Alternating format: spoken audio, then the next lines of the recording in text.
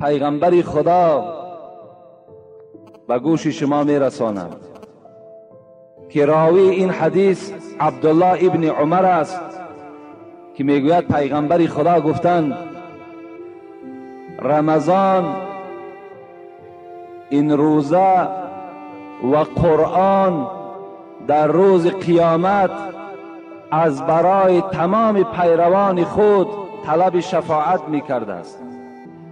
یقول الصیام یا ای ربی منعته الطعام والشهوه فشفعنی فیه.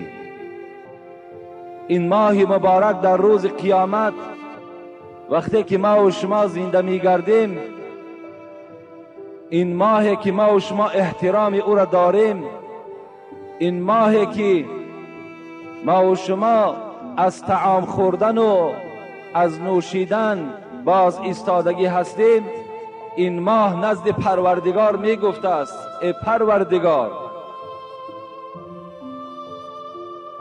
برای من یک شرایط مهیا کن، برای من یک اجازت بده تا که من اهل روزدارها را در این حالت خیلی ناگوار در این میدان قیامت شفاعت کنم.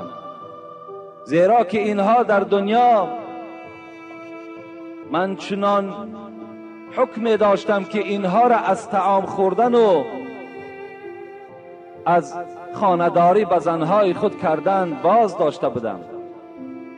پروردگارا اینها را بر من بسپار. و قرآن می گفته است و یقول القرآن منعته النوم باللیل فشفعنی فیه فیشفعان له. قرآن می گفته است پروردگارا آن بندگانی که در دنیا مرا احترام کردند، مرا دوست داشتند و اینها را من شب تا جایی که خواب کنند خواب نمی کردند، می کشادند، به حرفهای نازنین من نگاه می کردند، دانه به دانه این قرآن را می خواندند. خدای مهربان، من از جانب تو طلب دارم که این قوم قرآن خوان را بر من بسپار. روز قیامت الحمدلله که آن کسانی که قرآن خوان هستند، آن کسانی که این ماه مبارک رمضان روزه گرفتند، در شفاعت ماه مبارک و در شفاعت قرآن مبتلا می شوند. این فی الجنة بابا یقال له الریان یدخل منه الصائمون لا یدخل منه احد غیرهم. پیغمبر خدا گفتند در جنت گفتند یک دروازه هست که نام همان دروازه ریان است. در این دروازه ریان گفت پیغمبر هیچ نفر داخل شدن نمیتواند مگر بغیر کسانی که در دنیا روزدار بودند. یدخل منه الصائمون. پیغمبر گفت در این دروازه فقط روزدارها می درآیند. فاذا دخلوا اغلق. رسول اکرم گفت وقتی روزدار که در آمد این دروازه در حال پوشیده می شود، دیگر کسی را راه نمی دهد. برای کیست؟ برای کسی که در دنیا روزدار است، برای کسی که در دنیا این ماه مبارک احترام میکند. البته در این بابها صحبت ها داشتیم، با صحبت ها را انشاءالله میکنیم. اینجا یک چند سوال های تعجیلی آمده است، اول اینها را من جواب میگم و بعدا انشاءالله به سوال های پیشینه ای که بود جواب میگردانیم.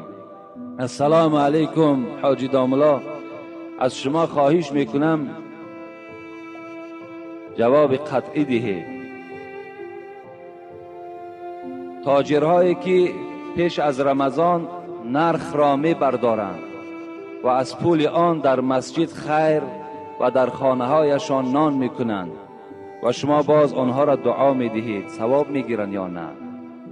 البته ما در اول ماه مبارک برای همه شما، چی تاجر باشد چی غیر تاجر باشد، پیغمبر خدا خبردادگی هستند: الصوم جنتون ما لم یخرقها. این روزه، این ماه مبارک رمضان برای شما سپر است، چگونه ای که دو جنگاور جنگ میکند و در دست آنها سپر است و خود را از هلاک شدن محافظت میکند، این روزه مبارک هم در روز قیامت برای ما و شما سپر میشود از آتش دوزخ. ما لم یخرقها. لیکن رسول اکرم شرطی گذاشتند: مادامی که شما در دنیا اگر این سپر را پاره پاره نکنید، این سپر را اگر شما در دنیا از دست ندهید، این حالت در برای شما سپر می شود. ما در کدام حالت این سپر پاره میکنیم؟ اگر جنگاور با زدن شمشیر سپر پاره کند، روزه ماه مبارک رمضان با غیبت پاره می شود. روزه ماه مبارک با قماربازی پاره می شود. روزه ماه مبارک رمضان با دیدنی حرام کرده های پروردگار از روی ذوق اگر نظر کنیم پاره می شود. روزه ماه مبارک از روی سوداهای نادرست پاره می شود. ماه مبارک رمضان از حساب دروغ گفتن پاره می شود. این سپر از دست می رود. اگرچه من دعا هم برای او میکنم، لیکن معنای او را ندارد که من پشتیبانی از او میکرده باشم. این معنای پشتیبانی را ندارد، بلکه من دعای من هم در کسی اثر میکند، در کسی خداوند او را میرساند که در اصل وی جدی روزه داشته است. اگر من دعا هم که دی هم وی دروغگو باشد، وی حق مردم خور باشد، وی در تجارتش خیانت داشته باشد، این دعای من بر او هیچ رسنده ای نیست. از این خاطر من از اول ماه برای شما تأکید کردم: یک ماه هست، الک یک جمعه دیگه باقی مانده است و خلاص رفت. اینا شما غنیمت شمارید. اینا را تمام دوستان خدا آرزو میکردن که پروردگارا یک بار دیگر به ماه مبارک رمضان ما را برسان. اونها نه شب خواب بودن نه روز خواب بودن، میدانستند که این ماه سر به سر ماهی اجر است، ماهی ثواب است. اینقدر حرکت ها میکردن. عایشه صدیقه میگوید دهه آخر پیغمبر را در خانه من نمیافتم، در مسجد بود فقط. بند ایزار را میبست. میگوید بند ایزار بستن به معنای که میان میبنده ما و شما از پای کار میشیم.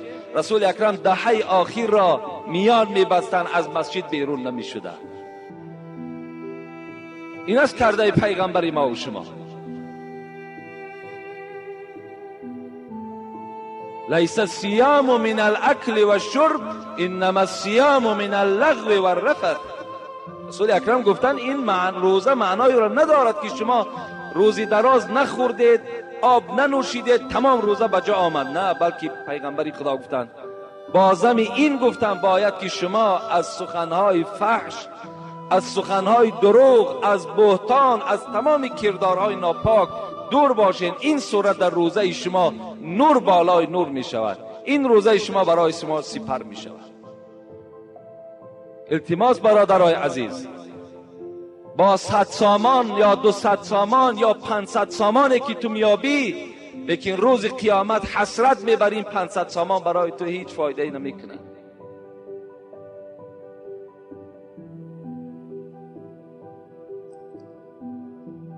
این سوالای تعجیلی بود، از الحال آمدن من جواب میگویم. السلام علیکم محترم حاجی مرزا، ما یک گروه مخلصان شما که در شهر دوشنبه استقامت میکنیم و در بازار کاروان و تجارت مشغولیم. در نزد ما یک جوانی کسیت فروش است و هرگاه که ثبت آواز شما را میگذارد ما خیلی شاد میشویم و در حق شما بهترین خوشی های دنیا و آخرت را آرزو کرده از شما 2 سوال میکنم. التماس با سوال من جواب گویید. گبناز از نظر اسلام، گبناز این سحر است. سحر در اسلام حرام است. گوید که عروس قرآن کدام سوره هست. با احترام یک گروه صاحبکاران از بازار کاروان در همون 4 کتاب به فکرم که عروس قرآن سوره یاسین می گفتند، لیکن برای ما و شما قرآن همش عروس است. برای ما و شما همه سوره های قرآن عروس هستند. این شرط نیست و این واجب هم نیست که ما و شما دانیم که عروسی سوره های قرآن کدام سوره هست.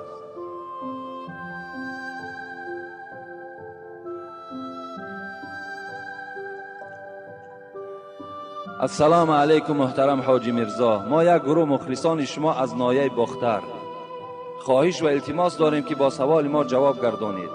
در دهه ما 2 ملا وجود دارد. از بدبینی یکدیگر در مسجد از قفای یکدیگر نماز نمی خوانند. یکی بروقتر دیگر دیرتر به مسجد می آیند و یکی در دیگر اتاق مسجد نماز می گذارد که همه این به ضرر عامه خلق می باشد. ما فکر شما را در این باره خیلی و خیلی انتظار هستیم. من به این برادرها مراجعت میکنم که از پس حرد این نماز نخوانید. وقتی در یک مسجد باور کنین 2 تا نماینده دین، 2 تا شخصی که اینها باید در تمام مردم یک مثال باشند، تمام مردم باید که اینها را دیده عبرت گیرند. وقتی اینها در داخلشان از کینه و از حسد خالی نیست، رسول اکرم میگوید من کان له کین فلیس له دین. کسی اگر یک ذره کینه در دلش داشته باشد وای دین ندارد. وقتی این گنا کینه و حسد از طرف این عالم ها وقتی پیدا می شود، پس این عامه مردم ما چی گوییم دیگر؟ بی نهایت مصیبت کلان است. این یک ناآرام کننده باور کنید چی در مسجد چی در جامعه هستند. اینها از روی اسلام رسول اکرم گفتن انزلوا الناس منازلهم، هر کس را در منزل خودش نشانید. نگاه کنید کدام همون بهتر است، کدام همون علم خوب دارد، کدام همون با آداب است. بازم علم داشتن آداب با ضرور است. کبر در عالم نمیزیبد. عالم باید خاکسار باشد، باید با بای و با فقیر برابر باشد. نگاه کنید که اگر این خصلت‌های خوبی نیکی پیغمبر خدا اگر در کدام او اگر یافت شود، از پس وی نماز خوانید. و الا اگر هر دوش این گونه حسد و کینه و بدبینی و بدخلقی و غیبت داشته باشند، اونها را ترک کنین، از پس یک آدم دیگر نماز خوانید. این بهتر است. بسیار مصیبت کلان است باور کنید. ولی در اینجا یک سوال دیگر باز در همین بابم آمده است. در یک مسجد 2 قوم، این جایز نیست، درست نیست. از این دیگر فتنه بزرگ هست. به نهایت خوب می شود که از پس هیچ کدام اونها نماز نخوانید. السلام علیکم و رحمت الله و بارکاته. بابای حاجی در حق مادر ما که در بیمارخانه خواب است یک دعا کنید که خدا شفای کامل عطا کند. خدای مهربان این مادری که در شفاخانه خواب هستند، خدای شفای کامل و شفای عاجل نصیب شان بگردانی. آمین یا رب العالمین.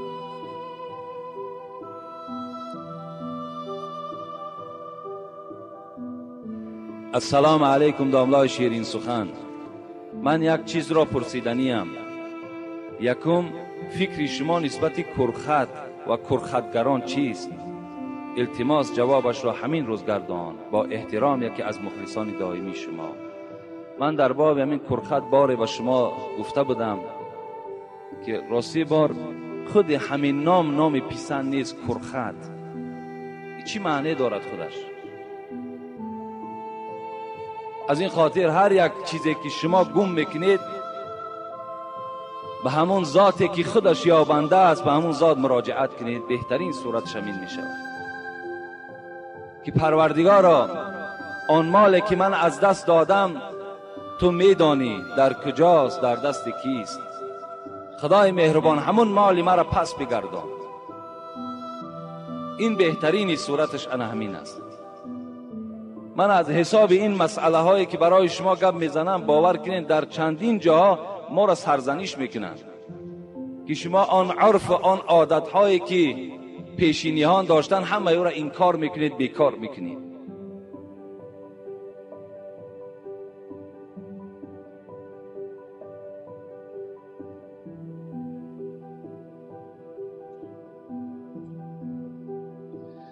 السلام علیکم داملای محترم، از شما خواهش دارم که همین سوالی مرا جوابش را گردانید که در ماه شریف رمضان خوردن تخم درست است یا نه؟ ایرا دائم سوال میکنن.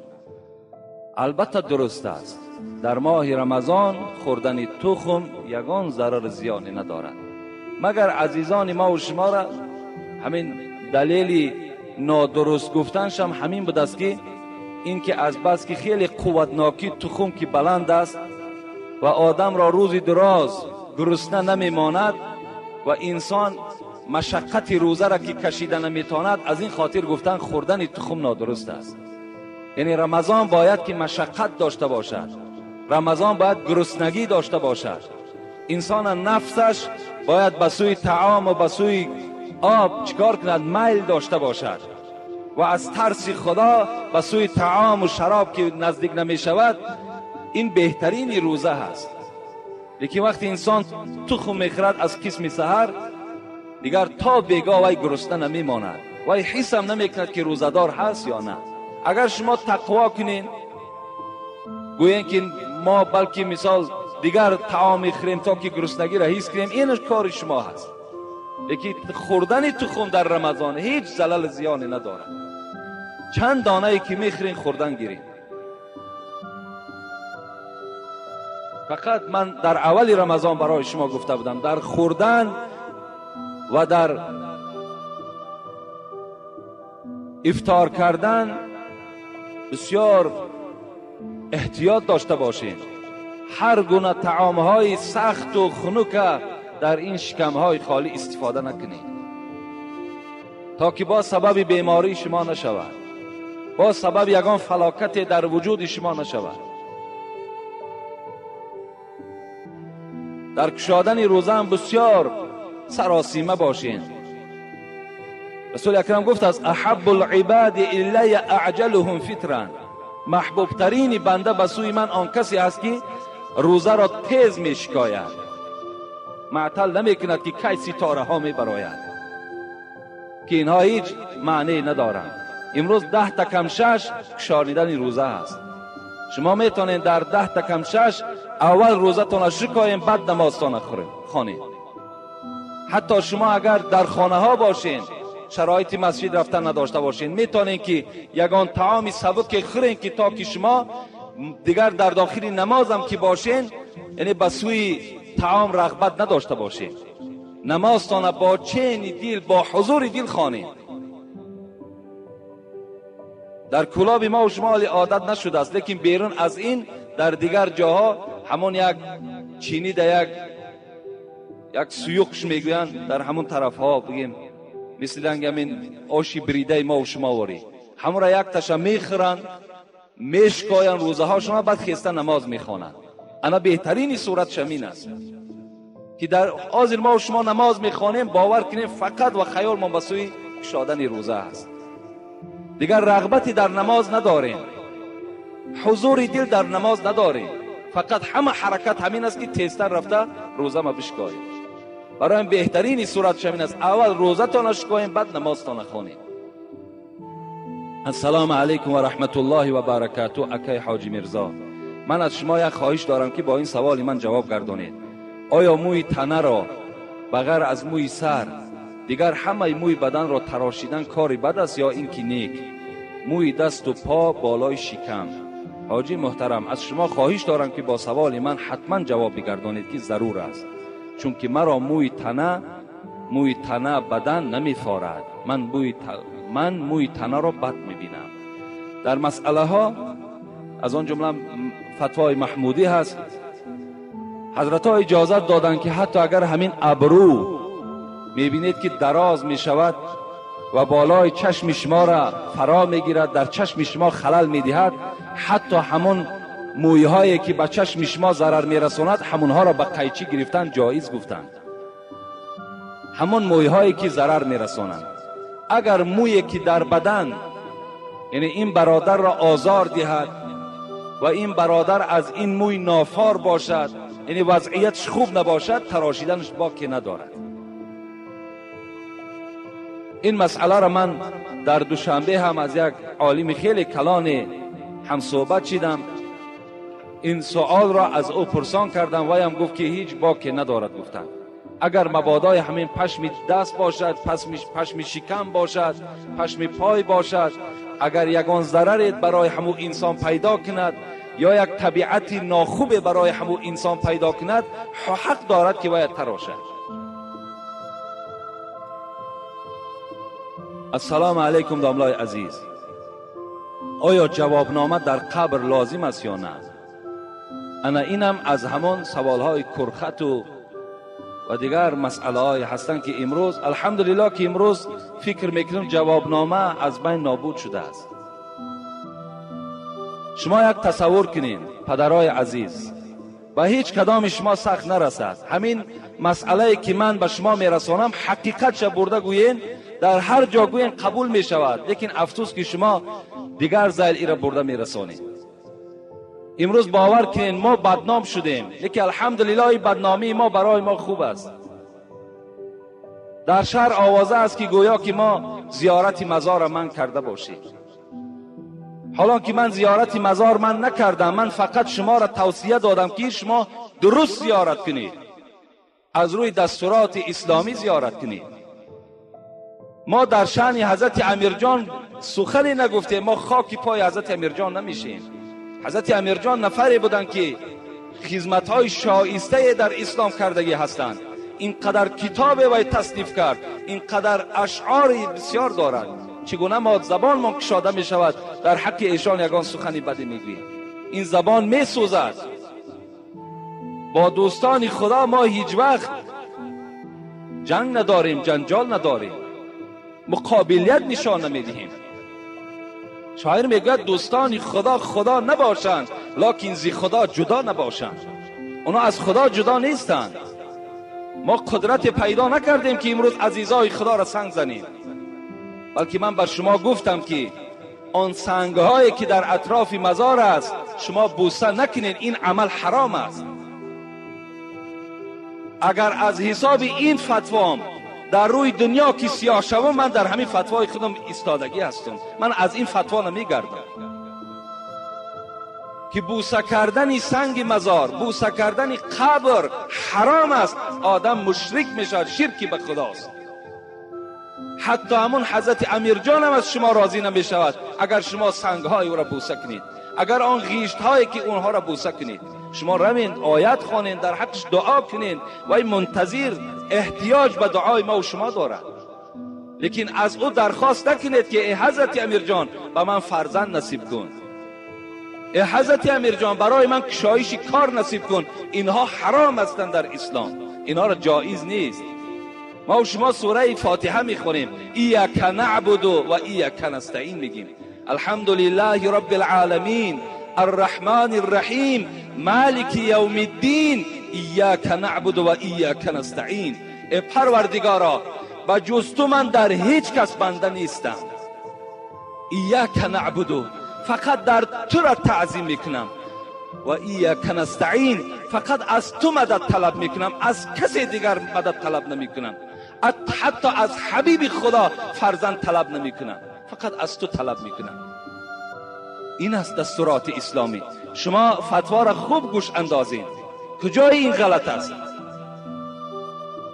من گفتم آن سنگی که در پهلوی حضرت امیرجان است که بعضی از برادران ما دعوا دارند که وای گهواره او باشد، وای از آسمان آمده است. این من افسانه میگم، این دروغ است. وای گهواره ندارد.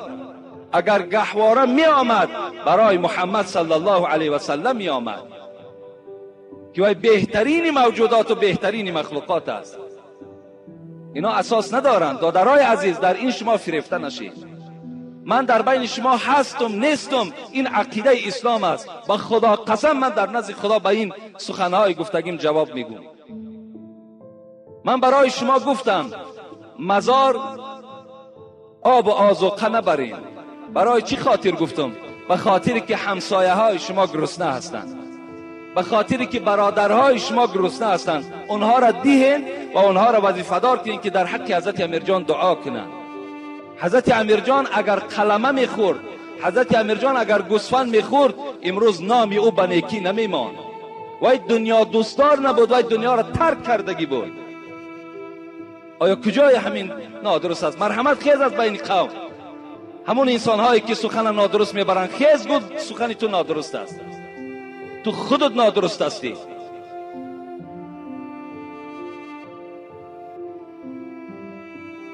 جوابنامه در قبر در این بابت در صلات مسعودی میارد که در قبرها شما جوابنامه نویسین. لیکن برادرای عزیز، هر یک مسئله باید اساس دلیل داشته باشد. امروز زمانی نیست که به ضرب کلتک و به ضرب سیاست سخن تا گذرانی، بلکه امروز زمانی آمده است که دلیل در کار است، حجت در کار است. از این خاطر ما و شما در همون کاغذک می نویسیم: هنگام شب قبر چو هنگام بهار، دلتنگ مباشه در این کلبه تار. ما مهمان صاحب خانه کریم، هرگز نبود کریم مهمان آزار.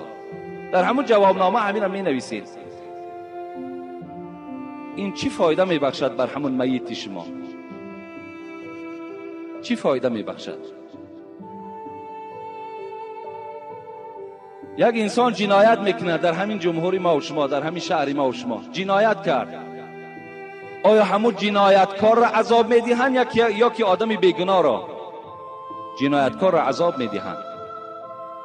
اگر این انسانی که در دنیا جنایت کرده است، در دنیا حقوق انسانها را پایمال کرده است، بد اخلاقی کرده است، بی خدایی کرده است، حکم خدا را پایمال کرده است، اگر من 100 جوابنامه در بالای سرش کشال کنم، خداوند وی عذاب میدهد، خداوند وی جزا میدهد. زیرا در سوره زلزله ما و شما میخوانیم: و ما یعمل مثقال ذره خیرا یره و ما یعمل مثقال ذره شرا یره. خدا وعده داده است، خداوند به ما و شما گفته ایستاده است: کسی که در دنیا به منزله یک دانه، چی دانه گندم گویم، به منزله اگر یک دانه گندم در دنیا نیکی کرده باشد، خدا وی پاداش نیکی میدهد. اگر در دنیا یک ذره بدی کرده باشد، وی منتظر بدی باشد که او را خداوند پاداش بدی میدهد. این را خداوند گفته ایستاده است.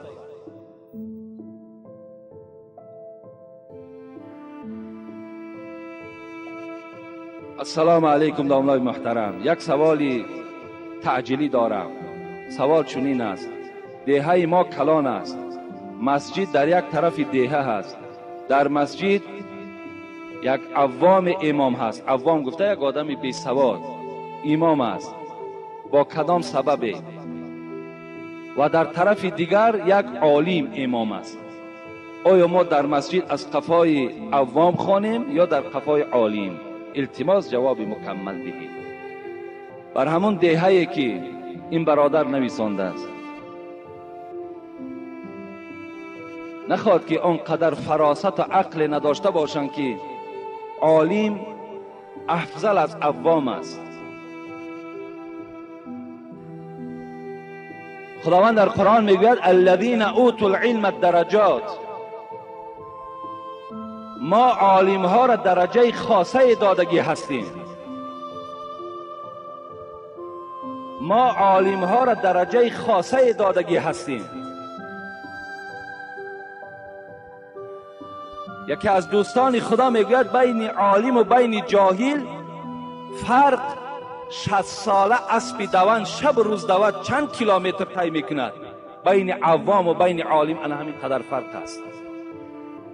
وقتی عالم در همون مسجد باشد، چی جای دیگر از پس عوام شما نیت میکنید؟ عالم البته ارزنده هست، باید که شما از پس عالم اقتدا کنید.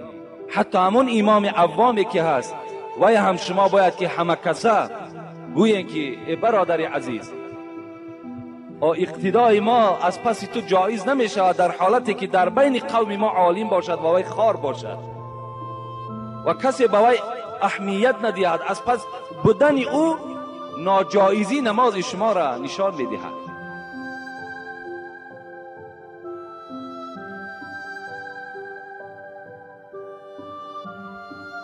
السلام علیکم محترم حاجی میرزا. بعد از سلام از درگاه خداوند کریم تنی صحت و سلامتی، آرامی و جمعیت و اهل و بیت شما را طلبگارم. من از شهر دوشنبه یک برادر اسلامی و مخلص امر معروف شما ذاکر افغان هستم. لیکن برادر، سوال از فعل خودم. در بازار گنجینه سودا میکنم. کدام دختری گذرد آنها را، یعنی دخترها را، شوخی های بی جای و بجا میکنم. این از نگاه اسلام عزیز ما چگونه است فهمانید. با جمله دوستداران شما از بازار گنجینه، شهر دوشنبه، سکتور 10. ما به تمام مخلصان خود، با تمام آن کسانی که ما را احترام میکنند، ما را دوست میدارند، ما هم اونها را دوست می‌داریم، ما هم اونها را احترام میکنیم و فقط خواست من، مقصد منم برای بهبودی، برای جمعیت و برای خوب کردن اخلاق جوانها من مبارزه میبرم. فقط مقصد ما همین است. این برادر ما وقتی از ما سوال کردند که آدمی نمازخوان بازم این یک فعلی ناخوبه داشته است که با دخترهایی که از پیش دکان اونها میگذشته است شوخی های بیجا و بجا میکرده است. خواست است که اسلام در حق این گونه جوانها چی میگوید. این فقط در حق این ذاکر افغان نیست، بلکه امروز اکثر جوانها دخترهای راهگذر را گپ میپرتایند، با اونها شوخی ها میکنند. خدا در قرآن سوره نور نظر میکنیم. اعوذ بالله من الشیطان الرجیم. قل للمؤمنین یغضوا من ابصارهم و یحفظوا فروجهم ذلك اذکى لهم ان الله خبیر بما یصنعون. و قل للمؤمنات یغضضن من ابصارهن و یحفظن فروجهن. صدق الله العظیم. خداوند مهربان، خداوند قادر و به همتا، چی به زنها چی به مردها خطاب کرد، سپارش روان کرد.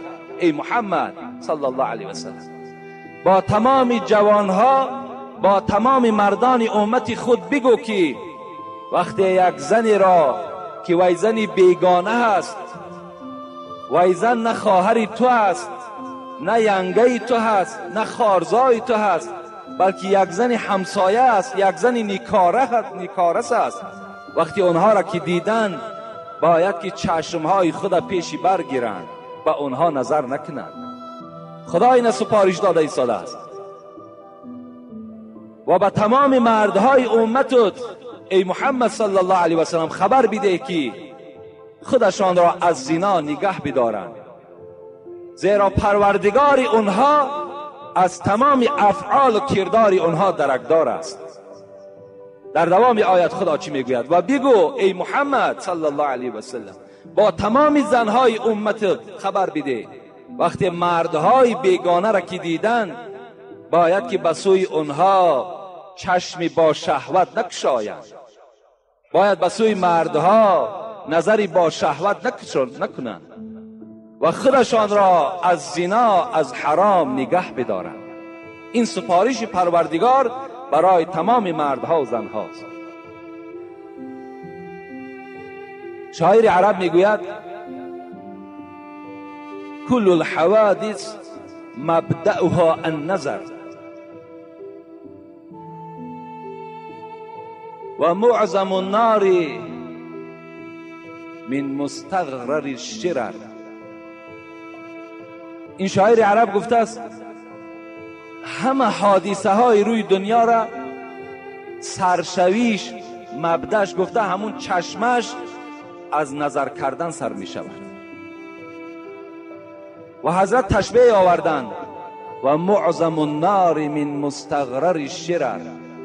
گفتن چگونه که یک آتشی که چند قدر علنگه دارد، اولی او را نظر کنین چند قدر خورد است، یک آتشی خورده که هست، وقتی وی بالای او که گذاشته می شود وی به علاوه خیلی کلان مبدل می شود. یعنی این نظر اول یک چیزی خیلی خورده هست. که باز شاعر عرب چی میگوید؟ در اساس همین میگوید نظرتون فابتسامتون فسلامون و کلامون و موعدون فلقا. حضرت گفتن سرشوی زنا گفتن اول از نظر سر میشود، یکم نظر میکنی، دوم فابتسامتون، دوم نظر کردن، وقتی نظر کردی به سوی تبسم میکنی، سوم فسلامون، بعد تبسم کردن با او با سلام میکنی، فکلامون، چهارمش چی است؟ بعد سخنرانی تان سر میشود، فموعدون، پنجمش گفت بعد جای موعد اعلان میشود به فلان جا را بیا، ششم فلقا، بعد شما با یکدیگر میرسید. اولی سرچشمش چی بود؟ نظرتون، نظر کردن، از نظر کردن سر شد. رسول اکرم حضرت علی را چی گفتند؟ لا تتبع النظرة النظرة فإن لك الأولى وليس لك الآخر. ای علی گفتند یک بار که چشم تو با این زنها میگذرد، در یک بار خدا تو را محاسبه نمی کند، خدا تو را عقاب نمی کند، خدا تو را عذاب نمی دهد وقتی یکم بار یک بار نگاه میکنی. ولیس لک الاخر، لیکن علی بدان که دوم بار وقتی نگاه کردی این دومش به ضرر توست. یک بار نگاه کردی ضرری ندارد، زیرا وی فوق العاده شد، نافهمیده شد، لیکن دوم بار از روی شهوت وقتی نظر کردی الله که اینش به ضرر تو حل می شود. جوان عزیز، از این شوخی های بیجا دور باش. یک قصه به یادم آمد، بگوید یک جوان نزد رسول اکرم آمدند و گفتند ای حبیب خدا، همینجا یک تکلیفی شده است، باور کن خودمونم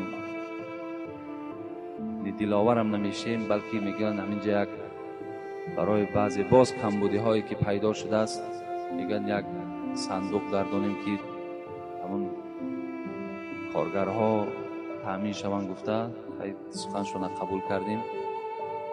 یک جوان نزد حبیب خدا آمدند و گفتند ای پیغمبری خدا، من میخواهم که زنا کنم، آیا بر من رخصت نمیدهی؟ یاران پیغمبر که در اطراف پیغمبر نشسته بودند میگوید بی نهایت غضبناک شدند، گفتند این پیغمبری خدا را مسخره میکند. وای نمیداند که پیغمبری خدا دائما به ضد زنا از آیه های کریمه صحبت میکند. میگه رسول اکرم که بسیار آدمی با صبر و مهربان بودند چیکار کردند؟ در حال جوان را گفتند نزد من نشین، گفتند نشست. گفت ای جوان، گفتند زنا میخواهی؟ گفت بله زنا میخواهم. گفت آیا میخواهی که با مادر تو کسی زنا کند؟ گفت نه ای پیغمبری خدا نمیخواهم. گفت میخواهی که با زنی تو کسی زنا کند؟ گفت نمیخواهم. گفت میخواهی که با اپی تو کسی زنا کند؟ گفت نه نمیخواهم. میخواهی با خواهری تو کسی استراحت کند؟ گفت نه نمیخواهم. با خاله و با عمت میخواهی کسی استراحت کند؟ گفت نه نمیخواهم. گفت پس ای دادر عزیز، ای جوان عزیز، یقین دان که آن زنی که با تو استراحت میکند وی هم یا زن یا مادر یا دختری کدام برادری تو هست. این جوان میگه از جای خود خیست. گفت پیغمبری خدا در حق من دعا کن. رسول اکرم 3 دعا کردند: پروردگارا فرج این جوان را از زنا نگه بدار، پروردگارا دل این جوان را صاف و مجلا بگردان، پروردگارا گناهان این جوان مغفرت بگردان. آمین یا رب العالمین کردند. جوان از جای خود خیز گفت: به خدا قسم در روی زمین از محمد دیده دیگر رفیق ندارم، از محمد دیده دیگر محبوب ندارم، و جز دوست من فقط و فقط محمد است، من وی را دوست می‌دارم. این جوان از پیش رسول اکرم فارغ شد. بسیار خوب می شود جوانای عزیز امروز از نظر کردن، امروز با این زنها یک جایه شدن، استراحت کردن، فقط خواهر و اپای ختان پیش نظر بیارید. از این عمل دور باشین، زیرا خداوندم در قرآن برای شما تذکر میدهد، یادآوری میکند: ولا تقربوا الزنا انه کان فاحشه و ساء سبیلا. خدا در قرآن میگوید: ای بندگان من، کسی دعوا میکند که بنده خدا هستم، به زنا نزدیک نشو، زیرا زنا چی یک بدفعل و چی یک بدراهی هست. شما وقتی اگر زناکار شوین جوانای عزیز، دیگر شما حیات شیرین نمیبینید، شما دیگر با زنتان معامله خوب کرده نمیتونید، دیگر زنتان دوست نمیدارید، برای شما ان دخترهای کوچه محبوبتر میشوند، شما دیگر با یک زن زندگی کرده نمیتونید، بلکه در حال روز به روز طلاقی تو زیاد شدن میگیرد. این بسیار اثرهای ناخوب دارد. بین امروز خداوند 1450 سال پیش قریب ما و شما را گفت به زنا نزدیک نشوین. حکمتش امروز برآمد. سپید کی درک داشت؟ از کسل سپید کی درکدار بود؟ امروز دنیا را سپید اشغال کردگی هست، هیچ تبابت ندارد. سرچشمش از چی است؟ از زنا کردن است.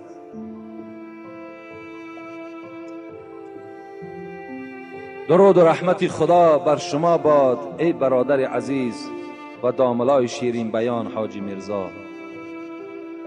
سوال: آیا نام اساسی ابو هریره چی بود و چرا او را ابو هریره میگویند؟ ابو هریره که ما به نهایت نام این حضرت را زیاد میگیریم، نام اساسیش در زمانهای جاهلیت میگوید عبدالشمس نام داشت. عبدالشمس، شمس گفته آفتاب میگویند، یعنی بنده شمس. اون زمانهای جاهلیت کی بود؟ عبدالعزا میماندن، بنده بوت، همون بوتهایی که بودن همون به نامهای همونها میماندن، یعنی از خدا و از آخرت که درکدار نبودن، این گونه نامهای میماندن که یعنی فقط به همون خداهای خودشان چی بود؟ روانه بود. این ابو هریره در دوره های جاهلیت عبدالشمس نام داشت، بنده آفتاب. رسول اکرم وقتی که ایمان آوردن، یعنی سال 7 هجرت بود که ایمان آوردن، وقتی ایمان آوردن پرسیدن که تو چی نام داری؟ گفت من عبدالشمس نام دارم. گفت تو عبدالشمس نیستی، تو نامت عبدالرحمن است. رسول اکرم نام ابو هریره را به عبدالرحمن تغییر دادند. عبدالرحمن ابن صخرین، پدرشان صخر نام داشت و خودشان عبدالرحمن نام داشتند. چرا کنیت ابو هریره داشتند؟ اصلا رسول اکرم را ابو هریره نمی گفت، بلکه ابو هر می گفت، زیرا هر این مذکر است، هریرهش مؤنث است. یعنی ابو هر گفته فریاد میزد. کسی ابو هریرهش میگفت که مرا پیغمبری خدا ابو هر گفتن، از این خاطر ابو هر گوید مرا. و این نام از کجا پیدا شد؟ میگه در آوان جوانیش این ابو هریره با پیشیک بسیار بازی میکرده است و گربه را به نهایت دوست میداشته است. این لقب، این کنیتش از جوانیش بوده است، یعنی بسیار که محبوب همین گربه کی بوده است. از این خاطر رفیقایی که همراه خود داشت با همین کنیت ابو هریره گفته آمده، حتی که دوره اسلام هم که آورد این لقبش گم نشد، بلکه ابو هریره باقی ماند. ابو هریره یکی از نفرهایی هست که ابن جوزی میگوید که در بین تمام صحابه ها یگانه ابو هریره حدیث زیاد حفظ میدانست و روایت کرده است. 5374 حدیث را ابو هریره روایت کردگی هستند. همه این از یاد می‌دانستند. میگوید که سبب بسیار دانستن این حدیث های من در چی سبب بود؟ من شب و روز همراه پیغمبر بودم. من از اهل صفه بودم. اهل صفه گفته دائم در همون مسجد پیغمبر خدا نشسته بودند. اونها هیچگاه از مسجد جدا نمی شدند. هر صدقه که با پیغمبر کی می آمد، رسول اکرم که صدقه را کی نمی خورد با اهل صفه می داد. یعنی همون ابو هریره شون همراه چند شیخ های دیگر که 40 یا 45 تا 70 می گویند بودن، همون شیر را چکار میکردن؟ میخوردن. از سبب دانستن من میگوید زیاد حدیث این است که با پیغمبر خدا بودم، من کار دنیا نمیکردم. دیگر سببش این بود که ابو هریره نه زن داشت نه فرزند، بی زن و بی فرزند بودن. چنان حضرت محب پیغمبر بودن که میگوید چنان پیغمبر را دوست میداشتم که در رگ و در خونم محبتش چسبیده بود. از چهره پیغمبر میگوید هیچگاه سیر نمیکردم. یک ساعت از پیغمبر جدا میشدم گویا که قیامت بر بالای من آمده باشد. نمیتونستم از پیغمبر جدا شدم. هر روز وظیفه میگد این بود که 12,000 بار استغفر الله میگفتم. 12,000 بار. یک رشته دراز داشت، میگوید که 1000 گره داشت، مثل تسبیح های امروزه ما و شما. استغفر الله استغفر الله استغفر الله میگفتن. پروردگارا به سوی تو توبه کردیم، به سوی تو توبه کردیم. شب میگوید آن شب برای من حرام بود که اگر با این رشته خود 1000 بار سبحان الله نمیگفتم. پاک هستی تو ای پروردگار. پاکی پروردگارا میگفتم، بعدا سرم میماندم خواب میکردم. این گونه محبوب خدا بودن. انا همین است سبب های ابو هریره بودنش. میگوید یک مادر سال خورده داشتن، بسیار مادر پیران سال بود. چند بار دعوت میکردن اسلام نمی آورد. باری میگوید ابو هریره میگوید وقتی دعوت کردم که مادر اسلام بیار، با محمد صلی الله علیه و سلم پیرو شو، میگوید چنان یک سخن ناسزای در حق محمد گفت که دیگر طاقت نکردم. از جایم خیستم، گریان به نزد رسول اکرم آمدم. گفتم ای پیغمبر اگر دیگر نفر این سخن را میگفت و را پاره پاره میکردم، لیکن مادر من در شأن تو چنان سخن قبیحی گفت که من دیگر طاقت کردن نتانستم. خانه را ترک کردم. یا در حقش دعا میکنی خدا هدایتش کند، یا دیگر اون خانه من نمیرم. رسول اکرم دست برداشتم، گفتم پروردگارا مادر ابو هریره را اسلام عزت ببخش. آمین گفتند. ابو هریره میگوید گشته آمدم، نگاه میکنم که دروازه محکم است و شرشر آب میآید، ریختن آب. یعنی آدم وقتی نو مسلمان شود باید که غسل کند، باید آبازی کند. میگوید آواز آب میآمد، دروازه را تق تق کردم، در آمدم. گفت ابو هریره نزدیکتر نیا که من برهنه هستم، من آبازی کرده ایستادم. وقتی وای میگوید آبازی کرد، لباس هاش که در بر کرد، وقتی مرا دیدن برابر گفت اشهد ان لا اله الا الله اشهد ان محمدا عبده و رسوله. زمانی میگوید ایمان و اسلام در وجود مادر من تأثیر کرد. در پیش مادر میگه چگونه که یک لحظه پیش از سخن قبیح او گریه میکردم، این زمان چنان یک اشک شادی از چشم میریخت که گویا که فرزند من از دنیا گذشته باشد. اینقدر گریه مرا میگه فرا گرفت و دستی مادر ما گرفته و نزد حبیب خدا آمدم. گفتم پیغمبر خدا بشارت باد که مادر ابو هریره ایمان آورد. دست برداشت گفت پروردگارا محبت ابو هریره، مادر ابو هریره را و فرزند او را در دل تمام امتان من محبتش را جایگیر کن. گفته و آمین کردند. امروز تمام دنیا مادر ابو هریره و خود ابو هریره را دوست می‌دارند و احترام میکنند.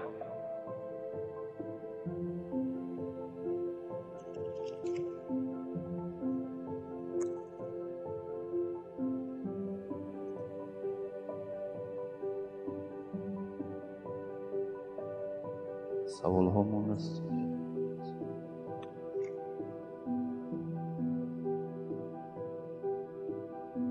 السلام علیکم اکای حاجی داملا عزیز و محترم. ما یک گروه اخلاصمندان شما از ناحیه کلخوزآباد اول از خدای متعال برای شما تنصیحاتی و سلامتی نیک و حفظ شما و شما بر اینها را از کل بدخواهان میخواهیم. آمین. بعدا ثبت‌های شما را بر دوام به صبرانه انتظاریم. اکای داملا، ما در کسیت 49 شما را در باب نکاح درباره بعضی چیزها فهمیدیم. من گفتنیم که من از ناحیه آرجانکیزآباد زنگ گرفتم. در عین نکاح در پشت من سوزن سخت می‌کردند. اگر این عمل ناجایز باشد من از سر اینو نکاح کنم یا نه؟ با احترام مخلص شما. این سوزن زدنم یک نوع بدعت است، یک نوع خرافات ها هستند. اینا از اسلام ما نیستند، مگر که اینا عرف و عادت همین مردم ما شدند که در پشت همان بچه را که نکاح میکنید سوزن میزنید. این هم هیچ معنی ندارد. نکردن هزارها بار افضل و بهتر است، لیکن این برادر در نکاحش ضرر زیان نه آمده است. یعنی این باید از سر نکاح نکند، بلکه امروز مادامی که دانست و فهمید بر دیگر برادرهایش تبلیغ کند که این عمل عملی نادرست است. باید که ما این عمل را ترک کنیم. اکای داملا، التماس با این سوالهای من باز جواب گویید. بعضی آدمان 4 رکعت سنت پیشین را در خانه میخوانند و 4 رکعت فرض را در مسجد خوانده، بعدا باز 2 رکعت سنت را در خانه میخوانند. همین آدمانی که همین خیل نماز میخوانند خانهشان از مسجد 300-400 متر دور میباشد. آیا این عمل درست است یا نه؟ البته اگر سنت ها را ما و شما در خانه خوانیم خودش سنت است، زیرا رسول اکرم حدیث های مبارکش است که شما خانه هاتان به قبرستان مبدل نکنید. مقصد که یعنی در خانه هاتان نمازهای سنت خوانید، نمازهای نافله را در خانه خوانید و آمده فرض در نماز در مسجد جماعت کنید. این حدیث پیغمبر خداست. اگر مبادا که کدام برادری که در مسجد هم که اگر سنت چه خوان، این غلط هم نیست، این نادرست هم نیست، لیکن اگر رفته و در خانش هم که خوان، این افضل تر است و یا باید ما و شما ملامت نکنیم. این خوب است. شما میتونین حتی در همین مسئله های فقه حنفی، اینا مثلا گوری میری را تماشا کنین، میگوید که سنت بامداد باید در خانه خوانده شود. اگر مبادای در خانه خوانده نشد، در راه خوانینش، در راه نشد بیرون مسجد خوانین، بیرون مسجد نشد پس یک استون مسجد خوانین، تا که در صف شما سنت نخوانید. های اندازه تأکید ها آمدگی است. یعنی در خانه ما و شما نماز که خوانیم، تمام جین و دیگرها از خانه ما و شما دور می شود با سبب نماز خواندن ما و شما. تقدیر چیست؟ انشاءالله اینجا تقدیر در سوال کردن، من جمعه آینده در باب تقدیر با شما صحبت میکنم. 4، ختم خوجه چی درجه دارد و ختم قرآن چی درجه دارد. یعنی بغیر تقدیر 4 سوال کردن، 3 سوالش جواب میگیم. سوال یک سوالش که در باب تقدیر است، جمعه آینده انشاءالله من جوابش میگم. ختم خوجه و ختم قرآن. البته ختم قرآن از ختم خوجه دیده افضلتر و بهترتر است. ختم خوجه را خدا رحمت کند استاد ما بابای ملا شریف که همه شما میشناسید. امون حضرت در همین محله ما ختم خوجه نمیکردن. مرحمت همون سفیدای محله وجود دارد. میگو مادامی که همین ختم که بجا آوردن نمیتوانند و برای ختم خوجه که مردم زیاد در کار است و مردم سوره علم نشرح را نمیدانند، سوره قل هو الله را درست خواندن، سوره اخلاص را درست خواندن نمیتوانند، از این خاطر یک نفر آدم همین سوره تبارک خواند، 3 بار دیگه از پسش سوره اخلاص خواند، دعا کند، بس کفایت میکند. این افضل تر است میگفتند. از این خاطر ما هم که پیروای ایشان هستیم، شاگردای ایشان هستیم و در همه جا میگویم که ختم همین سوره تبارک خوانین، 3 بار سوره اخلاص خوانین، این بهتر افضل تر است. همین هم شخص خواند که قرآن گذراندگی باشد. آدمی قرآن ناگذرانده باشد و چی خود گناهکار می شود، چی شنونده ها گناهکار می شود.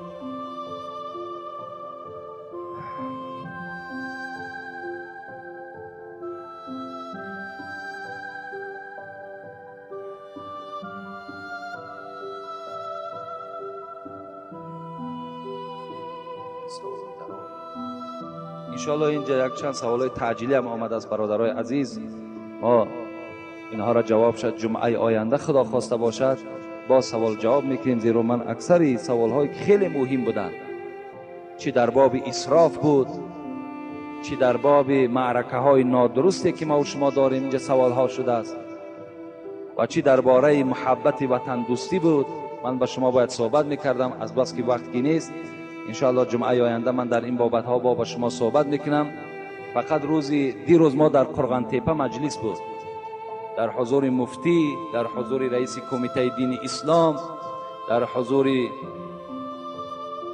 ایشان سید جان و انجا معاون ولایت ختلان، میر شهر همون قرغن تپه و دیگر نفرها اشتراک داشتن. مجلس گذشت در اونجا، من از شما باید که اونها گفتن و تمام مردم خبر دهید، در اونجا در باب یعنی اسراف و معرکه های نادرست ما و شما گفتن صحبت کنید که چگونه که رئیس جمهورم مفتی را قبول کردن. اگر شما دیده باشین در باب همین اسراف و معرکه های نادرست صحبت ها کردن و باز در باب اختلاف هایی که در امروز در جمهوری پیدا شده است، اختلاف هایی که آمین بلند، پای های کشاد، دست های بالای سینه، این مسئله هم خیلی یعنی موضوع مهم و گفتن که در این مسئله ها صحبت ها کنین تا که بسیار یک نقطه حساسی هست که شاید که ناآرامی پیدا شود.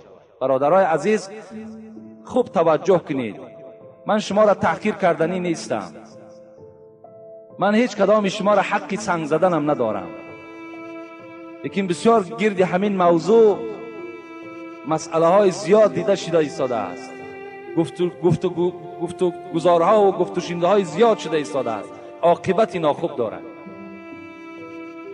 بیاید همین مسجدهای کشاده ما و شما را ضرر نکرده است، بیاید همین داعی هایی که دعوت دارن پیش راه همین ها را نگیرید، بیاید همین مدرسه هایی که در ما و شما کشاده هستند دروازه همین مدرسه ها را نبندید. با یک آمین گفتن تو دنیا روشن نمی شود، با یک آمین گفتن تو جامعه اصلاح نمی شود، با یک دستی بالای سینه بستن تو شریعت مستحکم نمی شود. امروز موضوع های مهم خیلی زیاد است، خیلی زیاد است. اگر چنده که زیر ناف گرفتن دست سنت است، پس گفتن آمین سنت است. همین طریقی که از ابو حنیفه ما و شما داریم، برادرای عزیز به همان مراجعت میکنیم، فریفته هیچ کس نشوید. از همین راهی که گرفتیم از همین راه بیرون نشویم که خطر زیاد داره. ما دوستار ابو حنیفه هستیم و می باشیم و همچنان می رویم. چی زلال و چی نقص و چی کمبودی در این مذهب دیدیم که رجوع به دیگر رویه ها و جریان ها میکنیم. امروز شیعه هم میخواهد جریان خودش در بین ما جاری کند، نصرانیش هم میخواهد جاری کند، تا که همین تاجیکستان آرام ما و شما را، این تاجیکستانی که این قدر پیشرفتی دارد، رئیس جمهور چند قدر حرکت ها برای بهبودی کرده ایستاده است، همین ما و شما باور کنید از دست میتیم، بعداً پشیمان میشیم، فایده ما نمیکنه.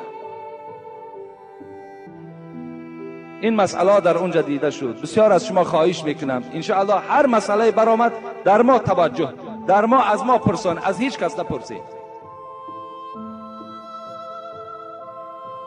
خدای مهربان عاقبت ما و شما را به خیر بگرداند و تن همه ما و شما را خدای مهربان صحت و سلامت نگه بدارد و خداوند همه ما و شما را از جمیع گزندها و تهمتها در حفظ امان خودش نگه بدارد و خداوند این جمهوری ما را باز هم زیباتر و شکوفانتر بگرداند و تمام آن کسانی که در این جامعه ما خدمت میکنند برای بهبودی این مردم، برای آرام کردن این جامعه، دلالت ها دارند، خدمت ها میکنند، خدا ایشان از کل آفت ها نگه بدارد.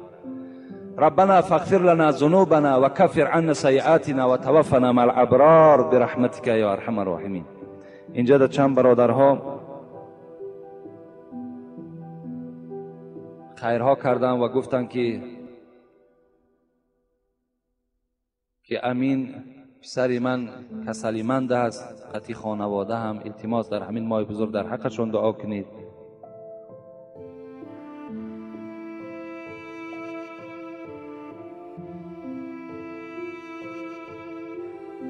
اکی سرخان ظاهرشاه 50 سامانی آمده است که در حق ما دعا کنید. برادرمان سنگ، اکی سنگ داماد اکی مولانا 150 سامان آورده دادن. خیلی من سومش نامگیر نمی کنم. برادرمان ولی و سفرمد آورده یاردم کردن برای کار مسجد. حاجی یوسف جان، حاجی نعمت، ترسون، اکبر اکی مظفری که اکسکواتری که در این بیرون کار کردند، اکی رئیس کریم خان در اینجا سهمیق چانک گذرانیدند، حاجی سرخان همراه پسرانش، اکی مرادعلی از همین محله که در همین چراغای